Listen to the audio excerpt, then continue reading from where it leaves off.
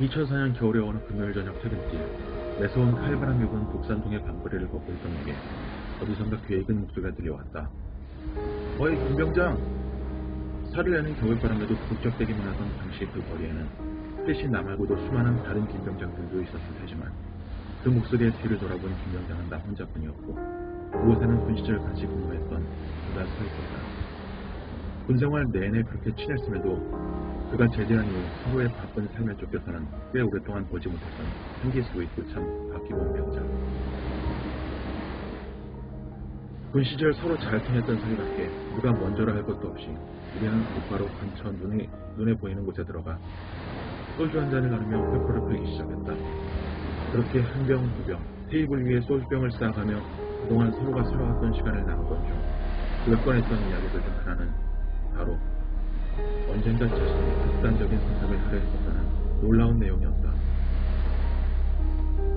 듣고 있는 것만으로도 진저리가 찾을 정도로 어려운 가정 한편에도 불구하고 공부를 잘해 명문대에 진학했고 그 어려운 가정 한편이 수반하는 가진 장애물들을 스스로의 힘으로 씩씩하게 해치워가면서 함께했던 군생활 내내 강인한 모습을 보여왔던 그였기에 그 이야기는 내게 생각보다 앞으로 다가올 수밖에 없었으므로 나는 그에게 그 이야기를 굳이 청해 듣게 되었다.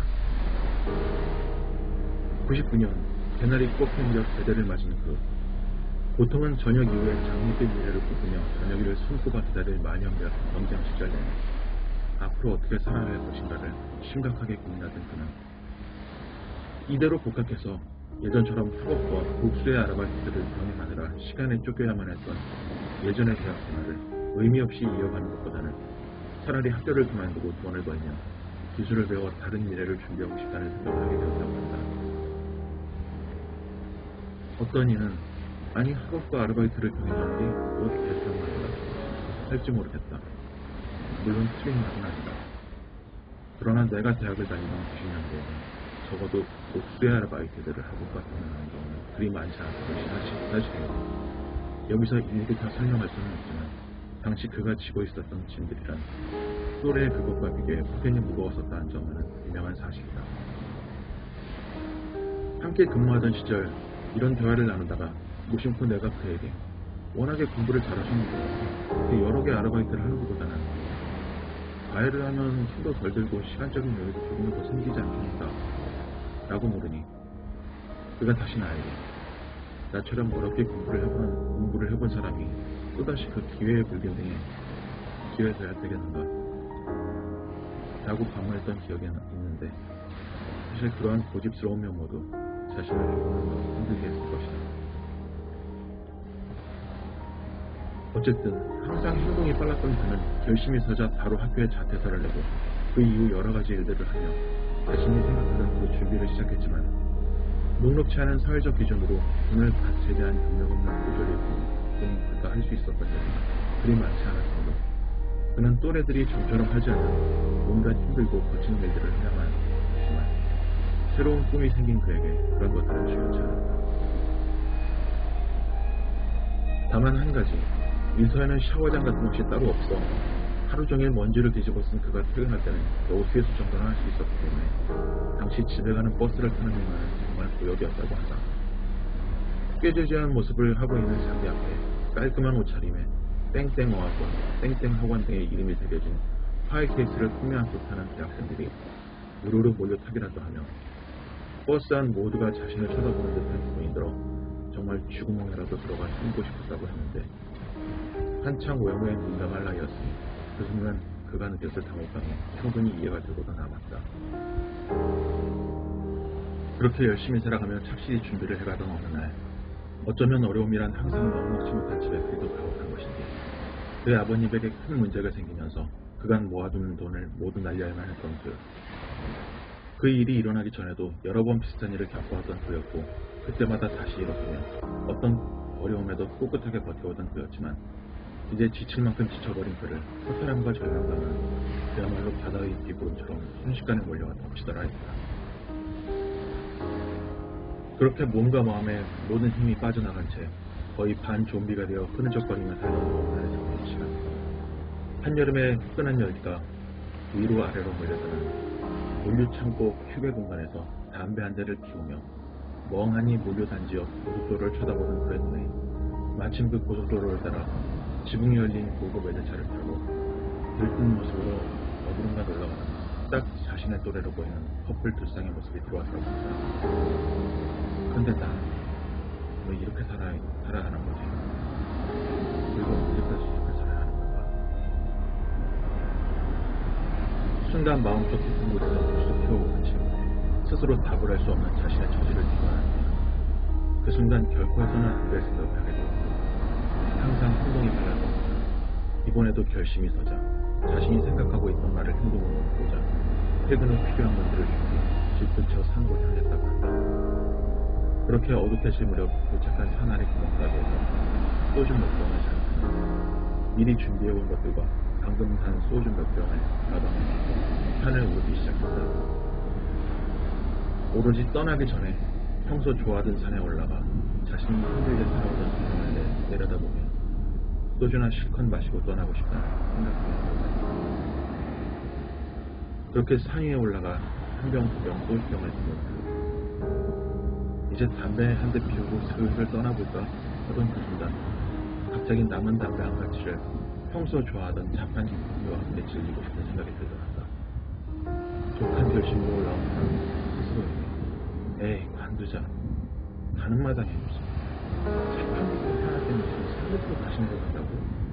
라고 말하며 애써 그 욕구를 무시하려 했으나 그러면 그럴수록 너무 자판기 커피 한 잔이 점점 더 간절해진다.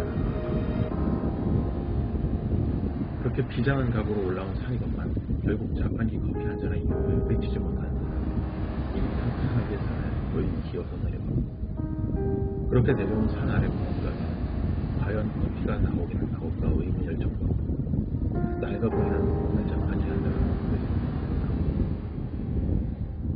앞에 가서 보니 일반 커피는 300원, 고급 커피는 400원. 주머니를 뒤져보니 마침 아까 이것저것 사오면서 남은 잔돈이 딱 300원이 있었고 그래서 그는 신께 이렇게 감사기도 하지 않은 감사기도를 올렸다고 합니다. 야 어떻게 딱 300원이 그동안 그렇게 도움을 안 주시더만 그래도 마지막이라고 어쨌든 감사드려.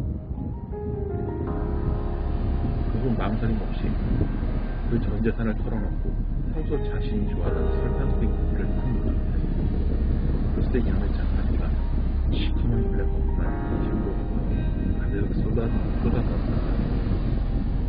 당신이 그럼 그렇지 진짜 마지막까지 정말 너무하시네.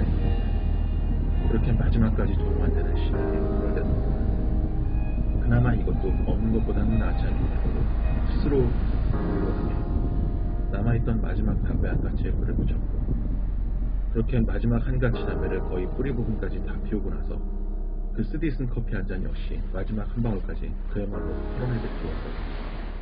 그 순간 거참 내가 지금 뭐하고 있는 건가. 저 우라지게 쓴 300원짜리 싸구려 커피는 아깝다고 끝까지 다 마신 놈이 그래 지금 사는 인생 좀 쓰다고 중간에 엎어버린다 이건가. 사나이 바뀌보는 목숨이 앞으로의 인생이 진짜 300원도 안 되는가 말이다.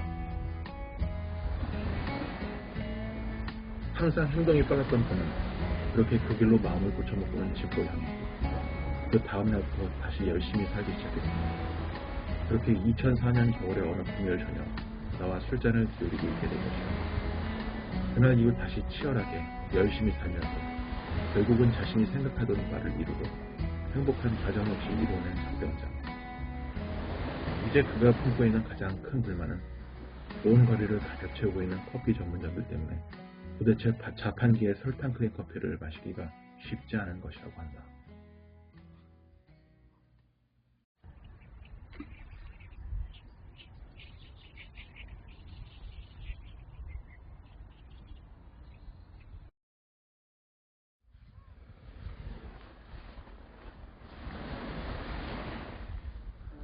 어느새 우리 일상이 되어버린 안전 안전문자.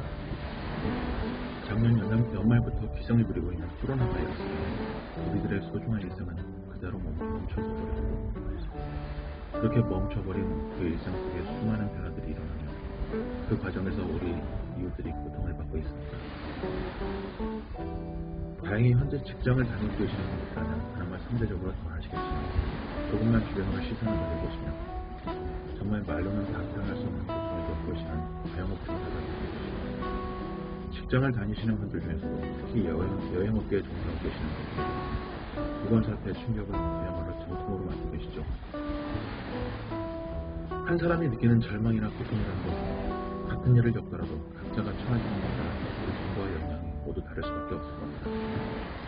때문에 타인의 고통에 대해서 그 사람의 상황을 잘 알지도 못하면서 겨우 그 정도를 가지고 평가절하하며 라떼를 들이키는 행동이라 그리 권장할 만한 행동은 아니죠. 같은 이유로 그 절망이나 고통을 응급을 손실받거나 우리한테 잘 와닿지도 않는 수치로 굳이 객관적으로 정형화시키려는 시도도 그의 의미가 있어 보이지는 않은 것 같습니다. 그럼에도 불구하고 당시 박 병장이 직면하여 있던 절망과 고통을 굳이 정량을 해서 표현해보자면 박 병장의 그것은 500만 원짜리였습니다. 당시 그가 자신의 다른 미래를 준비하는 데 필요했던 돈이 500만 원이었다고 했었습니다. 그 500만 원짜리 절망 앞에 지쳐 쓰러져 결국은 모든 것을 포기하려 했던 그 그런 그를 다시 일으켜 세운 희망의 불씨, 그 가격은 단도도 300원이었습니다. 그런데 나는 왜 이렇게 힘들게 살아야 하는 거지? 그리고 언제까지 이렇게 살아야 하는 걸까? 500만 원짜리 절망 앞에서 박 병장이 자신에게 던졌던 그 질문을 어떤 분들은 지금의 자신에게 던질 수 있을지도 모르겠습니다. 아쉽게 아무도 그 질문에 대신 대답해줄 수는 없습니다. 아니 어쩌면 자기 자신조차도 그 질문에는 정확한 대답을 할 수 없을지 모르겠습니다. 하지만 만약 그러시다면 그 어려운 질문에 억지로 답하려 애쓰시는 대신 그냥 주머니에 손을 한번 넣어보세요. 당신이 누구시든 지금 어떠한 상황에 처해 계시든 당신의 주머니 안에 분명히 300원 정도는 있을 겁니다. 물론 그 300원이라는 것이 꼭 100원짜리 동전 3개만을 의미하는 것은 아니라는 것. 주머니라는 것이 꼭 옷에 달린 소중이나 금전적인 의미만은 아니라는 것을 굳이 강조해 말씀드릴 필요는 없겠지요. 아무도 대답할 수 없는 질문에 대답하려 애쓰는 대신 지금 우리가 갖고 있는 300원은 무엇인지 알게 되면 그 300원이 당장 우리들에게 닥치는 문제에 대해 답을 줄 가능성은 작을지 모르겠지만 적어도 지금 우리가 버텨내야 할 이유 정도는 알려줄 수 있을 겁니다. 그래도 300원은 너무 작은 건 아니냐고요? 생명의 씨앗은 원래 작은 거니까요.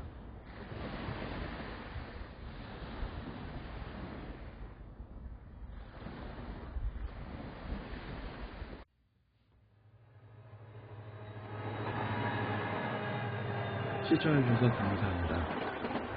다음 영상 안내드릴게요.